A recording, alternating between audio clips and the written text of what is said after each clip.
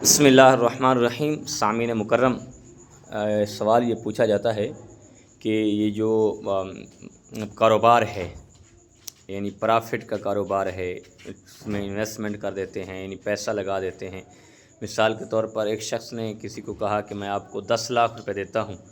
تو اس کاروبار کا جو پرافٹ ہے وہ تقسیم کر لیں گے، آدھا آپ رکھ لیں گے، آدھا میں رکھ لوں گا۔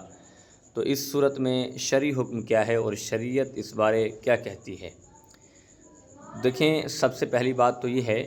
کہ مثال کے طور پر کسی نے آپ کو 10 لاکھ دیا ہے، انویسٹمنٹ کیا ہے کہ آپ یہ کاروبار کریں، یعنی کپڑے کا کاروبار کر لیں اور کسی یعنی ٹیٹلی سٹور کھول لیں، پرچون کی دکان کھول لیں، اس طرح کا کوئی بھی کاروبار آپ کرنا چاہتے ہیں تو اس میں آپ یہ طے کر لیں گے، مثال کے طور پر 1000 میں سے آپ اسے 100 روپیہ پرافٹ دیں گے، یعنی یہ پرافٹ کے زمرے میں آ جائے گا اور اسے سود نہیں کہا جائے گا، کیونکہ اس نے انویسٹمنٹ کی ہے اور آپ کو اس سے دیکھ لیں کہ 25% ہو جاتا ہے، جیسے بھی 20% ہو جاتا ہے یا 30%، اور اس صورت میں پرافٹ کی صورت میں یہ تو جائز ہے۔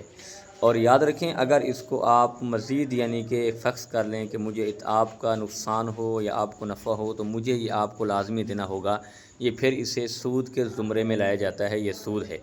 اور ہاں، اگر مثال کے طور پر اس نے آپ کو 10 لاکھ دیا ہے اور اس میں اس کو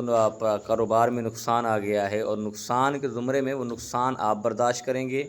اور اس میں فقط وہ اس کی جو محنت ہے، جو اس نے محنت کی ہے کاروبار میں، رات دن لگائے ہیں، تو اس کا وہ نقصان جو ہے یعنی وہ اس کے ذمہ آ جائے گا۔ لیکن پیسہ جو ہے آپ کا انویسٹ ہوا ہے تو نقصان کے ذمہ دار آپ ہوں گے۔ یہ نہیں ہے کہ آپ اس سے کہیں کہ مجھے آپ اس کا پرافٹ دے دیں، کیونکہ میرا مقرر تھا آپ کے ساتھ 25%، 30%، باقی جو نقصان ہے وہ جانیں اور آپ جانیں۔ اور اس صورت میں اگر یہ آپ طے کریں گے تو یہ سود کے زمرے میں آ جائے گا، اس سے علماء کرام نے سود کہا ہے۔ ہاں، اگر آپ کرنا چاہتے ہیں تو یہی بات صورت ہے کہ اگر نقصان ہوتا ہے، اس نقصان کے ذمہ دار آپ ہوں گے، اس کی فقط محنت ضائع جائے گی، تو اسی طرح کاروبار کر سکتے ہیں، ورنہ دوسری صورت میں یہ سود ہے۔ مثال کے طور پر آپ نے کسی کو موٹر سائیکل لے کے دے دیا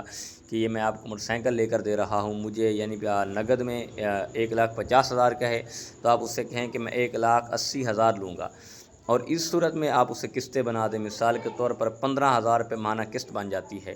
یہ سلسلہ چلتا رہتا ہے۔ اگر مثال کے طور پر اس نے ہر ماہ کی 10 تاریخ کو آپ کو قسط دینی ہے، لیکن مجبوری کے تحت اور مالی حالات کی وجہ سے وہ آپ کو ادا نہیں کر سکا، تو آپ اس سے کہنا چاہتے ہیں کہ آپ نے مجھے وقت پہ قسط نہیں دی، تو لہٰذا اب مجھے 15,000 دیتے تھے تو آپ نے 2 دن اوپر کر دیے، 5 دن اوپر کر دیے، تو اب میں 20,000 لوں گا یا 16,000 17,000 لوں گا، تو اس کو علماء کرام نے سود کا زمرہ کہا گیا ہے، اور یہ سود ہے۔ اور اس طرح کسی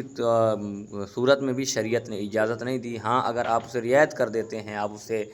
چھوٹ دے دیتے ہیں، تو یہ آپ کا احسان ہے، یہ آپ کی نیکی ہے۔ باقی اگر آپ اس کا پرافٹ بڑھائیں گے اور اس سے نفع اور بڑھائیں گے تو یہ سود کے زمرے میں ہے۔ اللہ ہمیں دین سمجھنے کی اور سود سے بچنے کی توفیق عطا فرمائے۔